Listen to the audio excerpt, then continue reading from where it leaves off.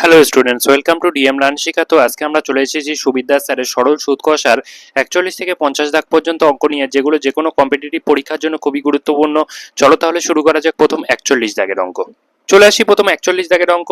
কি বলেছে দেখো, 41 দাগের অঙ্ক, 1,500 টাকাকে এমন দুই ভাগে ভাগ করে ধার দেওয়া হলো যাতে প্রথম ভাগের 10% হারে 5 বছরের সুদ, দ্বিতীয় ভাগের 12.5% হারে 4 বছরের সুদের সমান হয়।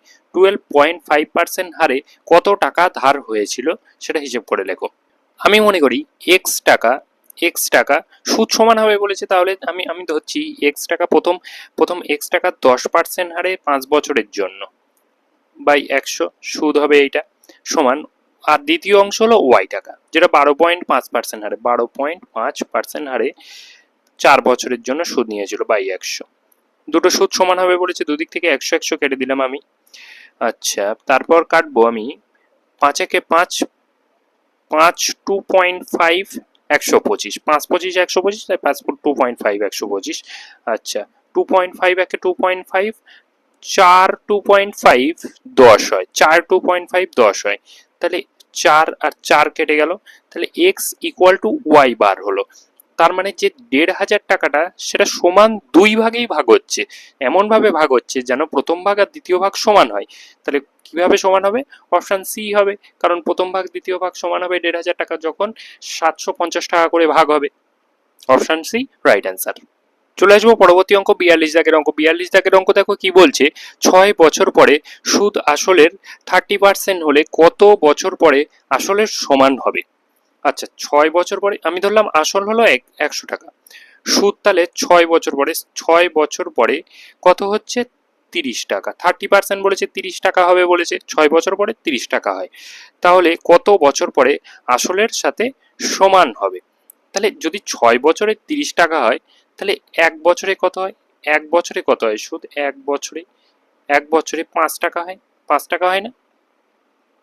এক বছরে 5 টাকা হয়, তাহলে 5 টাকা হয় এক বছরে। তাহলে এই যে 30 টাকা 6 বছরে হয়েছিল, কত বছর পরে সুদ আসলের সাথে সমান হবে? তাহলে 5 টাকা হয়, 5 টাকা হয় এক বছরে। এক বছরে তাহলে 100 টাকা হয় কত বছরে? 100 টাকা হয় কত বছরে? 1 এর 5 গুণ 100, ঐকিক নিয়মে, ছোটবেলার ঐকিক নিয়ম। 5 20 100, 20 বছরে হবে। Option A right answer. চলে আসি পরবর্তী অঙ্ক 43 দাগের অঙ্ক। 43 দাগের অঙ্ক দেখো কি বলছে, অনিকেত 25,000 টাকাকে দুই ভাগে ভাগ করে দুটি আলাদা আলাদা ব্যাংকে 15% এবং 18% হারে জমা রাখেন। এক বছর পর 4,050 টাকা সুদ পেলে কত টাকা তিনি 18% হারে জমা রেখেছিলেন? আমি মনে করি প্রথমে X% হারে, এই এক্স টাকা 15% হারে জমা রেখেছিল। এক্স টাকা আমি 15% হারে জমা রেখেছিল, 15% হারে জমা রেখেছিল কত? এক বছরে বাই 100 প্লাস বাকি বাকি তাহলে 15,000, এই 25,000 মাইনাস এক্স। এই টাকাটা 18% হারে জমা রেখেছিল, 18% হারে জমা রেখেছিল বাই 100 এক বছরে। টোটালে সুদ কত হলো? 4,050 টাকা, 4,050 টাকা। এবার দেখো, লসাগু তো আমার 100 হচ্ছে, ওপরে 15x, 15x plus 25,000 into 18 minus 18x, এটা হচ্ছে ইকুয়াল টু 4,050। 15x থেকে 18x বিয়োগ করলে মাইনাস 3x প্লাস 18 আর 25,000 গুণ করলে 450, পিছনে 3টে শূন্য বসে গেল। আর ওই 100টা ওদিকে গুণ করলে 4 শূন্য 5 শূন্য 0 0। এবার মাইনাস 3x ইকুয়াল টু, এই যে 45,000 ওইদিকে গেলে বিয়োগ হবে, তাহলে মাইনাস কত হচ্ছে? মাইনাস 4,500, 4,500, এই 4,500 বলছি, 45,000 টাকা হবে। তাহলে মাইনাস মাইনাস যদি কেটে যায়, এক্স ইকুয়াল টু 3 15 45, 15,000 টাকা, এক্স ইকুয়াল টু 15,000। তাহলে কোনটা 18% হারে রেখেছিল? 18% হারে যেটা রেখেছিল সেটা হলো 25,000 মাইনাস এক্স, মানে 25,000 মাইনাস 15,000, তার মানে এটা হবে 10,000 টাকা। 10,000 টাকা রেখেছিল 18% হারে। চলে আসবো পরবর্তী অঙ্ক 44 দাগের অঙ্ক। ব্যাংকে টাকা রাখলে প্রথম 2 বছর 6% হারে, পরবর্তী 5 বছর 9% হারে, বাকি সময় 13% হারে, বাকি সময় 13% হারে সুদ পাওয়া যায়। কত টাকা? 10 বছরের জন্য ব্যাংকে রাখলে উক্ত নিয়মে 7,680 টাকা সুদ পাওয়া যাবে। আমি মনে করি এক্স টাকা ব্যাংকে রেখে দিয়েছে। প্রথম 2 বছর 6% হারে বাই 100। সেকেন্ড 5 বছর, যে 5 বছরটা এটা 9% হারে বাই 100। আচ্ছা, থার্ড যেটা সরি, এটা গুণ হবে না, এটা হবে যোগ।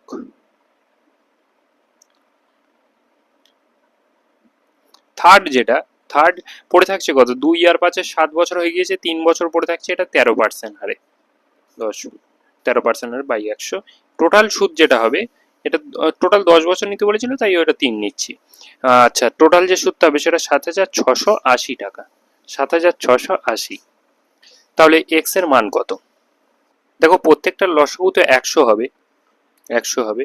ওপরে যোগ যাচ্ছে কি 12, 5 নং 45 আর 3 নং 39। 12 যোগ 45 যোগ 39, এটা সমান 7,680।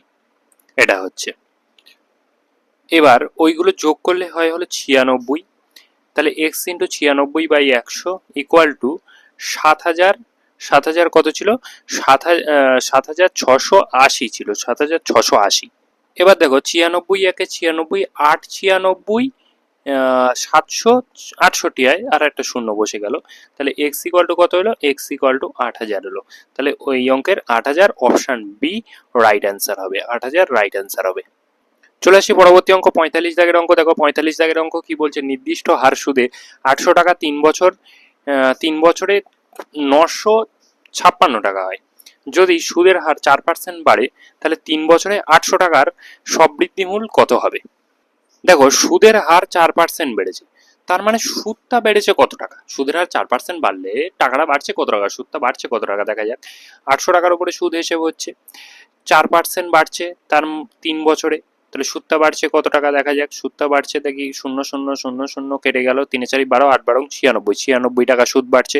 আগে সুদ আসল কত ছিল? আগে সুদ আসল ছিল 956 টাকা, এখন 96 টাকা বাড়ছে। 96 টাকা বাড়লে এই দুটো যোগ করলে 1,052 টাকা হচ্ছে, 1,052 অপশন সি রাইট অ্যান্সার। চলে আসি পরবর্তী অঙ্ক 46 দাগের অঙ্ক। 46 দাগের অঙ্ক দেখো কি বলছে? সুভাষিস কিছু টাকা এই মর্মে ধার করেন যে প্রথম 3 বছর 6% হারে, পরবর্তী 5 বছর 9% হারে এবং বাকি সময় 13% হারে সুদ দিতে হবে। 11 বছরের শেষে 8,160 টাকা সুদ দেয়, তবে মোট ঋণের পরিমাণ কত? দেখো, মোট ঋণের পরিমাণ আমি তো হচ্ছি এক্স টাকা। তাহলে প্রথম 3 বছরে যদি 6% হারে সুদ দেয়, তাহলে 3 ইন্টু 6/100। তারপরে 5 বছর যদি 9% হারে সুদ দেয়, 5 ইন্টু 9/100 প্লাস, তারপর বাকি পড়ে থাকছে কত বছর? টোটাল 11 বছর নিতে হবে। 5 আর 3 8 বছর হয়ে গিয়েছে, মানে বাকি পড়ে থাকছে 3 বছর।